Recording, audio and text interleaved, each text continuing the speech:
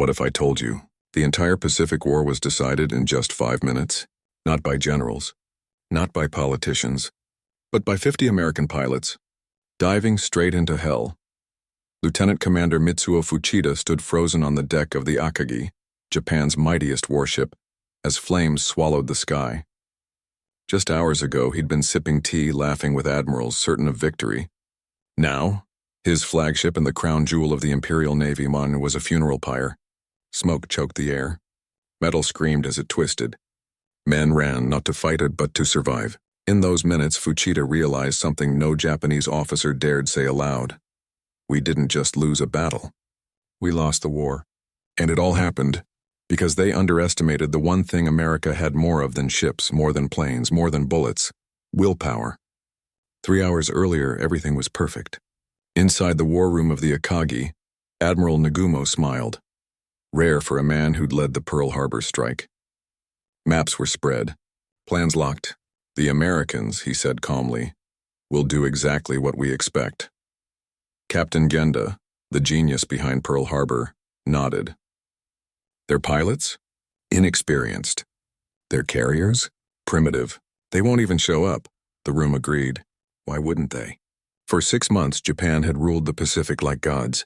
0 fighters danced in the sky. Carriers struck like lightning. No enemy fleet had touched them. Not one. They believed, and truly believed, that spirit, discipline, and skill made them unbeatable. They were wrong. What they didn't know?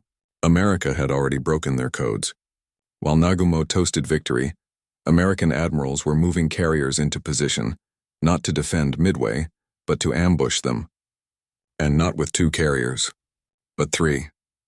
Including the Yorktown, a ship the Japanese swore would take months to repair. America fixed it in 48 hours, held together, as its captain joked, with chewing gum and hope. That ship, that miracle, would change everything. Dawn June 4th. The Japanese launched their first strike on Midway. Nagumo held back half his planes, armed with torpedoes, just in case Americans showed up. Smart, flexible, textbook perfect. Then, a scout plane crackled over the radio. Enemy ships, possibly a carrier. Panic, confusion. Should they attack the island or the fleet? Nagumo hesitated. Ordered the reserve planes rearmed, from torpedoes to bombs, then changed his mind. Back to torpedoes. The decks became chaos. Fuel hoses snaking everywhere, bombs stacked like firewood, returning planes clogging the runway. They were caught in the worst possible moment, vulnerable, exposed, waiting. And then, from 18,000 feet, they came, the torpedo bombers.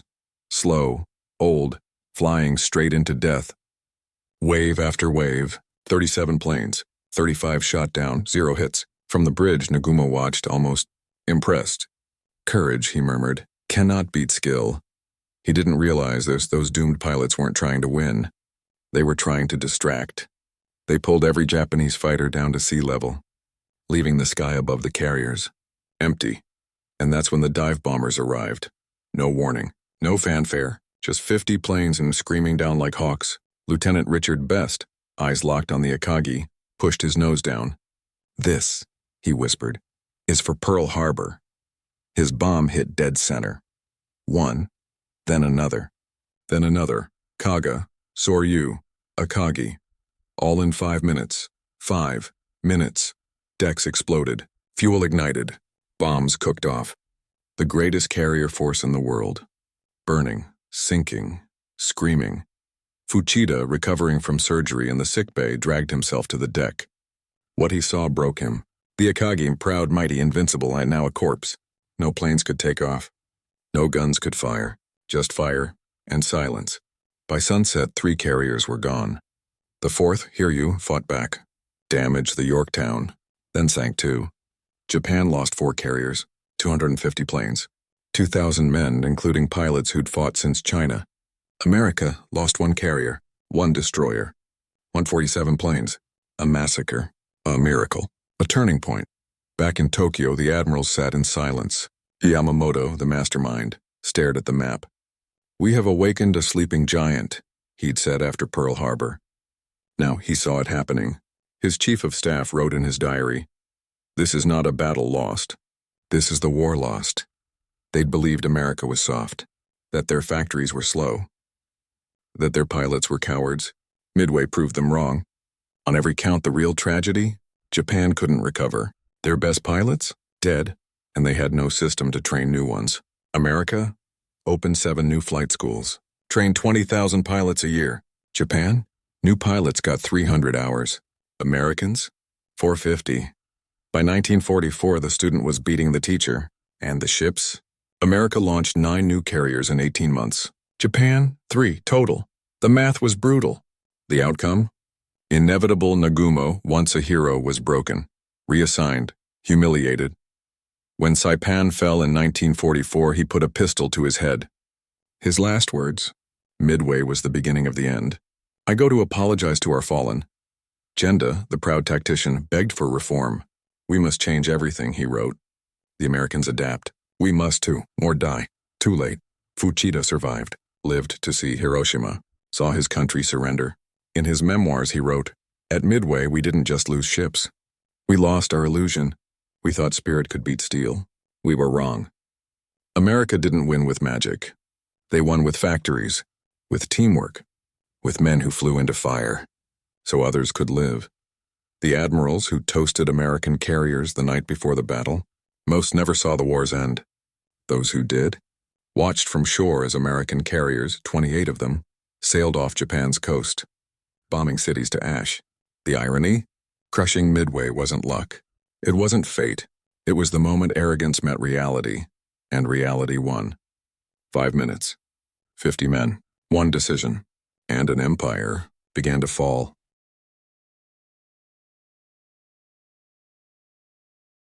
Admiral Isoroku Yamamoto didn't scream when the reports came in. He didn't throw his chair, didn't curse the gods. He just sat on the bridge of the Yamato, the largest battleship ever built, hundreds of miles behind the burning carriers. He stared at the radio transcripts like they were written in a language he no longer understood. 4 carriers gone in 5 minutes. His fingers trembled, not from fear but from recognition. He'd warned them. Warned the Emperor. Warned the generals. America, he'd said after Pearl Harbor, is not China, not Southeast Asia. You strike them, and they will not kneel. They will build. They will learn. They will come for you. No one listened. They called him cautious, old, too soft. Now, the proof was sinking to the bottom of the Pacific. He ordered tea, black, no sugar. Sat alone for 3 hours. His staff didn't dare interrupt. When he finally spoke, his voice was calm but hollow. Send the recall order. Cancel Midway. Withdraw all forces. No explanation. No rage, just surrender. Not to the Americans, to fate. He knew, and before anyone else, that this wasn't a setback. It was the end of everything. Japan's Navy had spent 30 years preparing for one perfect battle, a Tsushima of the skies. Midway was supposed to be it. Instead, it became their graveyard. Back in Tokyo, the Naval General Staff panicked. Not because of the loss, but because of what it meant. How do you tell the Emperor his invincible fleet just got erased by a bunch of farm boys flying planes held together with wire? They lied. Of course they did. Announced to the public, 1 carrier lost. 2 American carriers sunk. Victory is ours. Newspapers printed victory parades that never happened. School children sang songs about the glorious sacrifice of heroes who were still alive, floating in life rafts. Yamamoto didn't stop them. He knew the truth would break the nation. Better to let them believe, for now. But in private, he wrote letters. Not to generals. Not to politicians. To widows, to mothers. To the families of pilots he'd sent to die. Your son, he wrote to one, flew straight into fire so that others might live. I will carry his name until my last breath. He kept a list, tucked in his uniform pocket, of every pilot lost at Midway. Over 200 names. He read it every night. Whispered them like prayers. What broke him wasn't the loss of ships. It was the loss of time. Japan could maybe, rebuild carriers. But those pilots? The ones who'd trained since 1937? Who could loop a 0 around an American fighter like it was standing still? Gone, and Japan had no system to replace them. America did. While Japanese admirals argued over honor, American factories were already stamping out new wings. New engines, new boys fresh from Nebraska and Texas. Eager, unafraid, trained to work as a team, not as lone samurai. Yamamoto saw it coming. They learn faster than we do, he told his diary. They don't care about glory. They care about winning. And they will. He tried to change things, ordered new training programs, demanded faster carrier construction, begged the government to conserve fuel, to protect merchant ships, to stop wasting pilots on suicide runs. They ignored him. You've gone soft, Yamamoto, one general sneered. Since when do we fear factories? Yamamoto didn't argue. He just nodded and started planning his own death. Because he knew, if Japan kept fighting, it wouldn't just lose the war. It would be erased. Cities burned, children starving, the emperor kneeling. He couldn't let that happen on his watch. So he did the only thing a samurai could do. He volunteered for a routine inspection tour of the front lines. A tour the Americans, thanks to broken codes, knew about in advance. April 18, 1943. His plane took off at dawn. 8 American P-38s waited in the clouds. They shot him down over Bougainville. No dogfight. No warning. Just bullets and in silence. They found his body still strapped in the seat, upright, dignified, in his pocket. The list of Midway pilots. And a note, I go first. To apologize. Back in Tokyo, they called him a martyr. Held parades. Named schools after him. But the men who knew him? They wept. Not for the Admiral. For the man who saw the future and chose to die before he had to watch it burn. Meanwhile, across the ocean, America didn't celebrate. Not yet. They kept building, kept training, kept coming. By 1944, American carriers outnumbered Japan's 28-3. By 1945, B-29s flew over Tokyo unchallenged. Factories Yamamoto had begged to protect, bombed to dust. The boys he'd warned about, they were the ones dropping the bombs. Lieutenant Commander Fuchida, the man who led the Pearl Harbor attack and survived the war, lived to see Hiroshima, saw children with melted skin begging for water. One day he visited a school in Osaka. A little girl raised her hand. Mister, she asked, why did we lose? Fuchida knelt, took her small hands in his. Because, he said softly, we thought courage was enough. But courage without truth is just noise. And America? They didn't just fight with planes. They fought with honesty, with factories, with time. And in the end, time always wins. Yamamoto's last letter, found in his desk after his death, wasn't to the emperor or his family. It was to the American pilot who shot him down, unsent, unaddressed, just 3 lines. He dropped the bomb that sank Japan's greatest warship, and it cost him everything, not his life, not his medals, but his breath, his sleep, his peace. This is the story they never told you.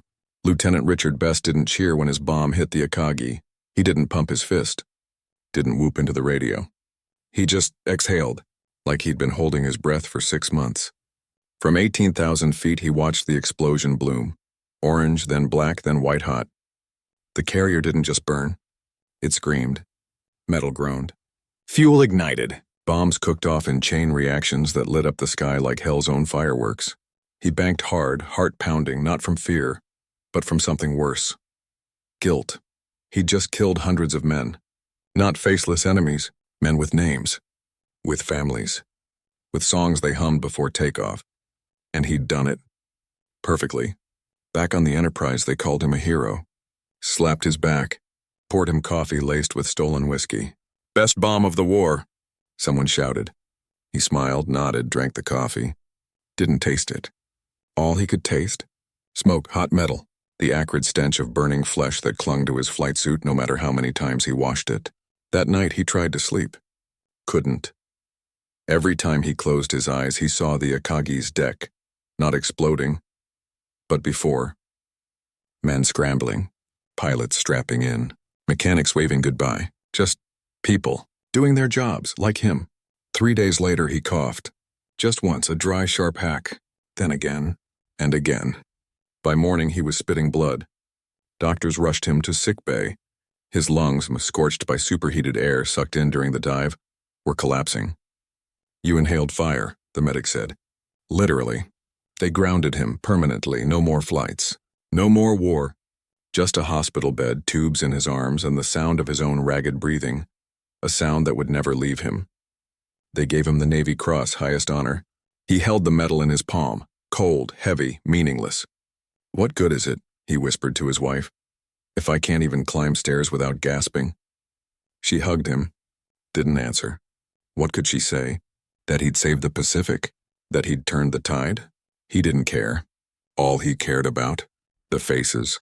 The ones he saw in his dreams. Japanese pilots, young, scared, brilliant, burning alive because he pressed a button. "I didn't hate them," he told a reporter years later. "I just did my job. And that's what keeps me awake." After the war, he tried to forget. Moved to California, got a desk job, had kids, went to barbecues, smiled for photos. But every 4th of July, when the fireworks boomed, he'd lock himself in the bathroom, knees to chest, hands over ears, because to him every pop was a bomb. Every whistle was a falling plane. His daughter found him there once, trembling, tears streaming. "Daddy," she asked, "why are you crying?" He looked at her, really looked, and said the only truth he had left. "Because I lived." And so many didn't, and I don't know why. In 1960, the Navy invited him to a reunion. Pearl Harbor survivors, Midway heroes, speeches, medals, handshakes. He went, stood at the podium, looked out at the crowd, old men in uniforms, wives dabbing eyes, kids squirming in seats. He opened his mouth and froze. No words came, just silence. Then a cough, wet, violent. He stumbled back, didn't speak again. Not that day, not ever about the war. But in 1992, 50 years after Midway, and something changed. A letter arrived. Thin paper, Japanese script. He almost threw it away.